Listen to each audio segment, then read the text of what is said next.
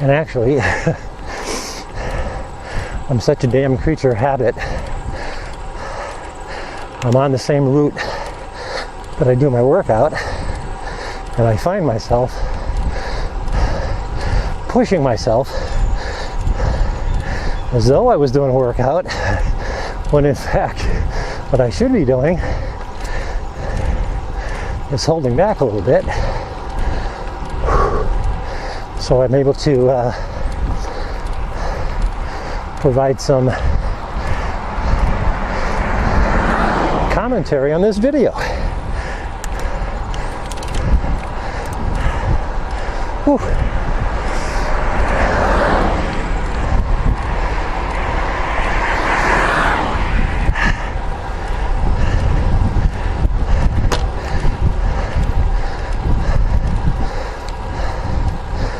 Okay, I'll be running down a hill here pretty soon and do a little recovery.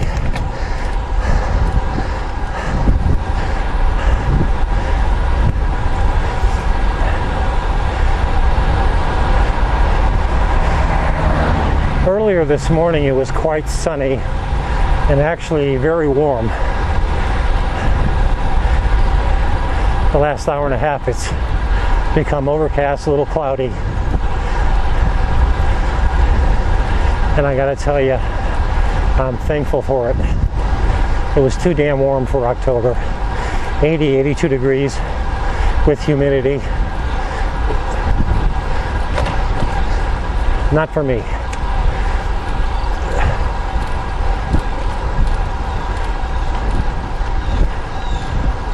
Water over road, oh boy. They must be opening up some of these lines.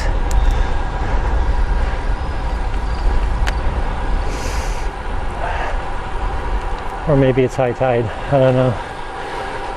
Okay.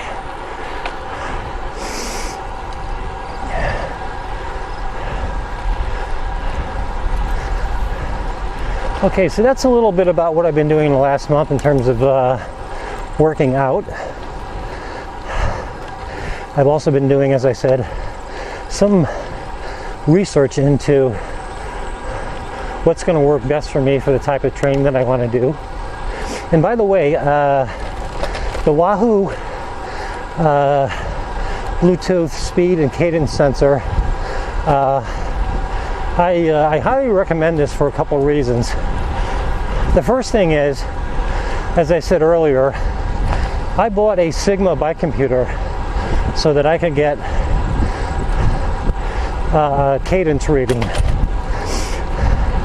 When you buy the Wahoo speed and cadence sensor, and they're right around 60 bucks, I believe, and download the download the Wahoo Fitness app, which is free on your iPhone. Guess what? You got speed, you got cadence, you got all the other things that you get with a bike computer already on your phone. And you have the ability to record different kind of workouts.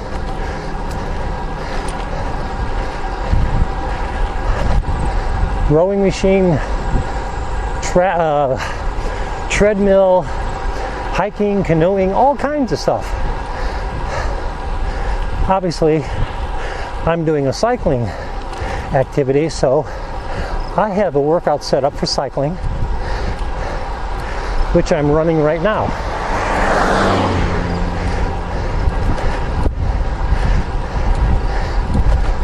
What I'm able to do with this absolutely free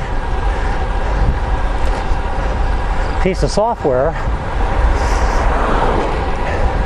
which allows you to also use GPS data as an option, which is great.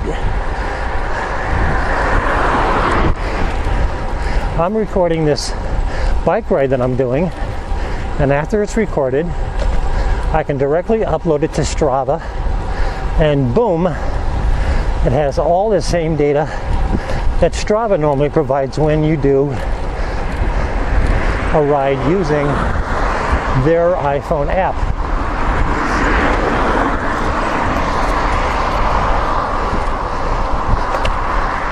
So the question may very well be, well, geez, if you got the iPhone app, why don't you just use Strava and not this? Well, here's the thing. Strava, as much as I love it, isn't 100% accurate.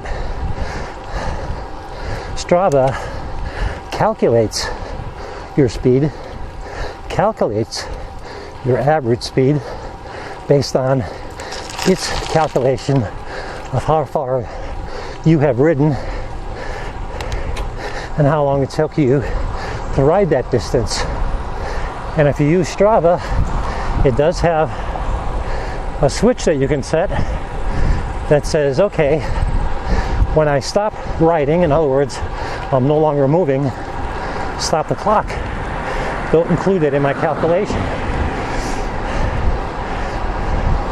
But Strava, I think, takes anywhere from 10 to 20 seconds to say, oh, you must be stopped because your location hasn't changed. Okay, well, what does that mean? Well, that means when Strava comes time to calculate your average speed, it assumes you're actually moving a little bit more than you actually were moving.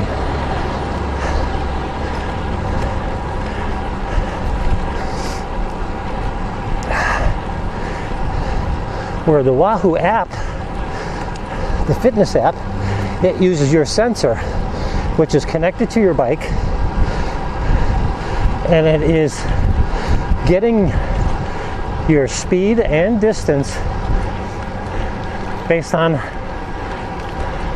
the number of revolutions and the speed of your revolutions of your wheel, which is accurate. So that's the long explanation. But I do like the Wahoo Fitness app for recording my cycling activities. I've used it 4 times, and up to now I'm still giving it a favorable review over using Strava.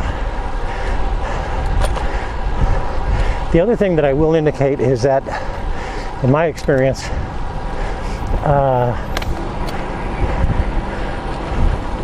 Strava can be a battery hog. Cut the corner nice and sharp there, lady. Strava can be a battery hog, and they give you options so that you can essentially mitigate that. But what I found in the last 3 or 4 weeks with Strava, and it might very well just be a result of having my iOS updated recently, but it takes me 3, 4, 5, sometimes 10 attempts to reset the settings to tell Strava, don't show me segments, active segments, which turns your screen on and shows you where you're located on a segment and how you're performing compared to others. And the other tool that they provide is the ability to dim the screen after so many seconds, and that helps also save your battery. But as I just said, it's been a real pain in the ass lately to get those settings in place before I go riding. And it used to be once you reset them, they just stayed that way. So I haven't been able to get Strava to save my settings, and I have a hard time getting Strava to accept the settings change when I'm trying to put them through what my preferred settings will be. Now, the reason I'm bringing that up is that that's the other consideration that I have been making with the Wahoo Fitness app,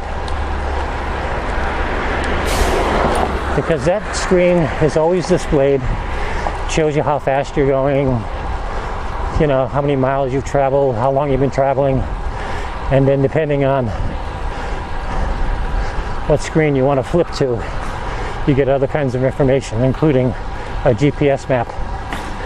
So I was concerned that if that always stays up and running, that's going to just kill my battery on the phone. Well, turns out it doesn't. It's exactly the same as Strava, at least so far.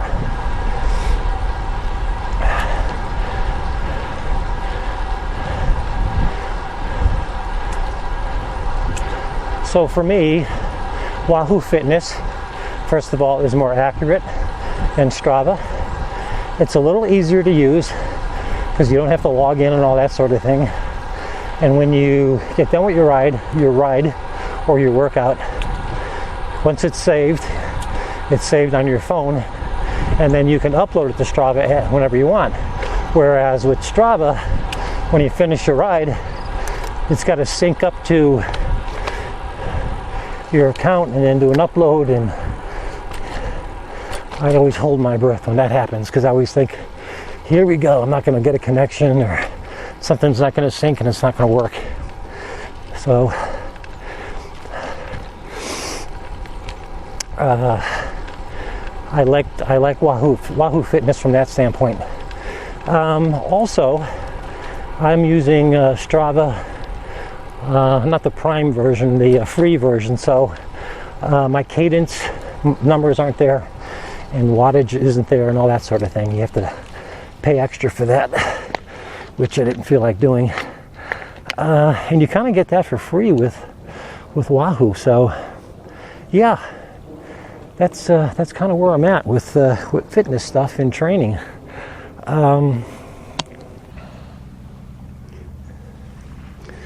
know what? I think I'll show you guys this. Normally I have my iPhone mounted to my handlebars, but because of where the camera, where I mount my camera when I'm doing videos, the two of them get in the way of each other. So essentially, camera's out of the way and I got it in my back pocket. So here's actually, I don't know if you guys are going to see this on the video, there's actually the Wahoo Fitness app, and if I just scroll this, that tells me what my average cadence was riding out here and my average speed, 16.7, how long my workout has gone, and that's the distance that I've ridden. So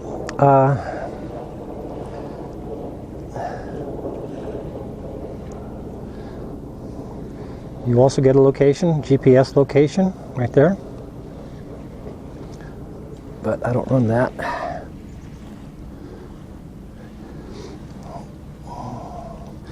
So that's sitting in my back pocket, and I've used about, less than a quarter of the battery riding on here. But I also know I had the battery kind of draining a little bit at the house, so I was doing some other work on the phone. But that's kind of basically what the app looks like. And you can see the pause flashing. This is the other thing that I like about this app over Strava. As I said, Strava guesses at the fact that you're probably stopped because it tests every I don't know how often, but it tests to find out are you in the same location. So that way it knows, okay, you're in the same location, you must be stopped. Stop indicating or stop running the clock. What I like about this app is you can tell the app when I hit a certain speed, consider me stopped. So there's a slider bar control that you can use and set it anywhere from 0 to maybe 10 miles an hour. I forget what it is, but you know, I set it for like 2 miles an hour. When I'm at 2 miles an hour, I'm coming to a stop, then it automatically stops. So right there, you get a much more accurate representation of the actual moving time that you are doing in your workout, and all those things contribute to you getting a much more accurate representation of your workout in terms of average speed and distance and all that good stuff. So I'm right now a big fan of Wahoo Fitness. Morning. But that's not to say that I'm not using Strava anymore. I do use Strava, but I use Strava to contain or hold all my records of my workouts And that's one of the benefits of getting the Wahoo speed and cadence sensor. Now, I may have gone way off topic by going down the road and talking about the Wahoo fitness software, but the reason I needed the speed and sensor control is I needed a way of being able to record what I'm doing on my bike when my bike is on the trainer.